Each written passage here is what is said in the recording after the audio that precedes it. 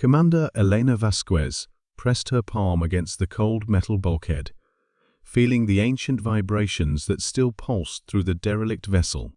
300 years.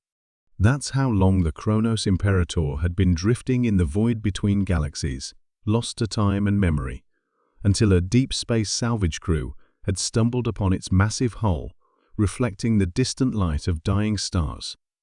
"Captain, you need to see this," called out Kesh, her Altarian engineer, his forearms working frantically over a partially restored console.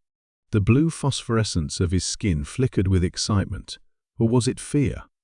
Elena made her way through the cathedral-like corridors of the Dreadnought, marveling at its impossible scale.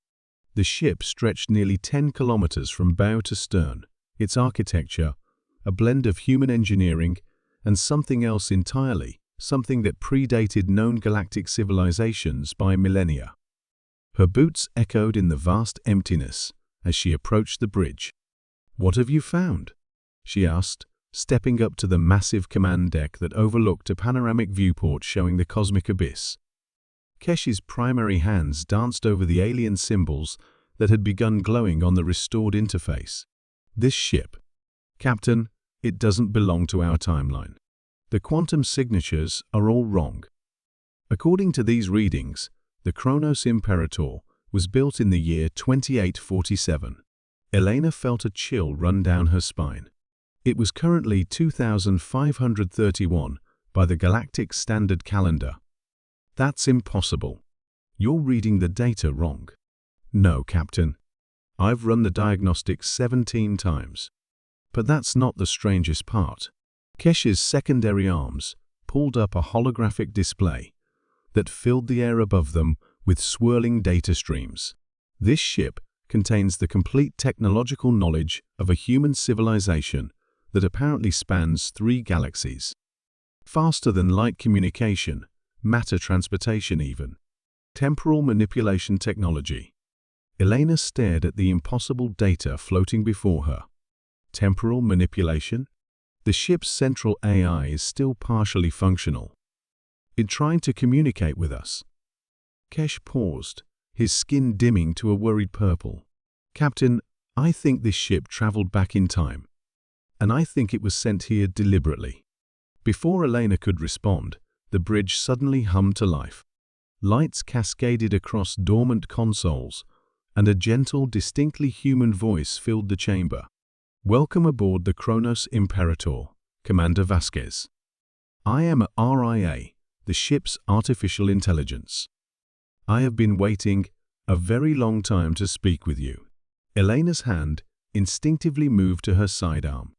"Waiting for me specifically?" "Yes. You see, in my original timeline, humanity never made contact with the Altarian Federation. We remained isolated in the Sol system until the Devourers arrived in 2001. By then, it was too late. Earth fell within days, and the last remnants of human civilization were scattered to the winds."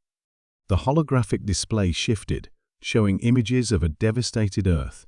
Its blue oceans boiled away, its continents stripped bare by massive insectoid machines that seemed to consume matter itself. "But we learned something crucial in those final years," ARIA continued. "The Devourers follow predictable expansion patterns. They always target isolated species first, then work their way toward galactic alliance networks. In our timeline, humanity's isolation made us easy prey." Elena felt pieces of a cosmic puzzle clicking into place. "You came back to change that." "Precisely.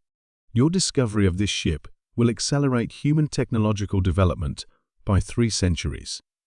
But more importantly, the databanks contain complete intelligence on Altarian culture, technology, and diplomatic protocols.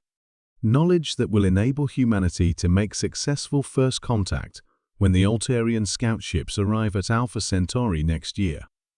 Kesh's skin brightened with understanding. "That's how the alliance formed.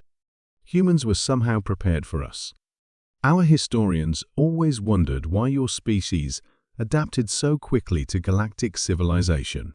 The alliance between humans and Altarians will grow into the greatest interspecies cooperation in galactic history. ARIA explained. Together, you will develop defenses against the Devourers. When they arrive in 2001, they will find not a scattered, vulnerable species, but a united front of 12 allied civilizations spanning 5 galaxies. Elena walked to the viewport, gazing out at the stars that suddenly seemed less empty, less cold.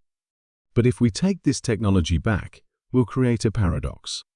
The timeline that sent you back will never exist. Correct.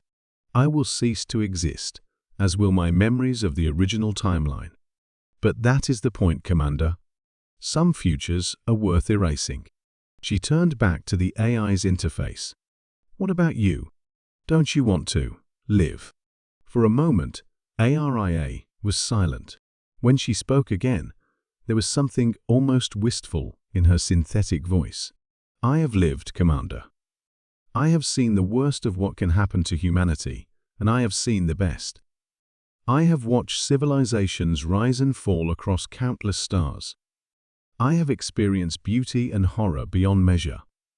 But now, I have the chance to ensure that countless others will live instead. Elena made her decision. Kesh, begin downloading everything. All of it. As her crew worked to transfer the vast repository of future knowledge, Elena remained on the bridge, watching the stars and thinking about the weight of causality. They were not just salvaging a derelict ship, they were rewiring the fundamental structure of galactic history. Commander, ARIA, said as the download neared completion, in my original timeline, there was a saying, the greatest victory is the one that prevents the war. I believe this is such a victory. The download completed just as the Chronos Imperator began to fade, its temporal energies finally exhausted. Elena and her crew barely made it back to their ship before the ancient Dreadnought dissolved into quantum foam, leaving only empty space and the lingering echo of a future that would never be. 6 months later, when the first Altarian vessels appeared at the edge of human space, Commander Elena Vasquez was waiting for them with open hands and perfect diplomatic protocols. She spoke their ceremonial greeting in flawless Altarian, and when they asked how humanity had learned their ways, she simply smiled and said, "A friend from the future taught us. History, as they say, was never the same."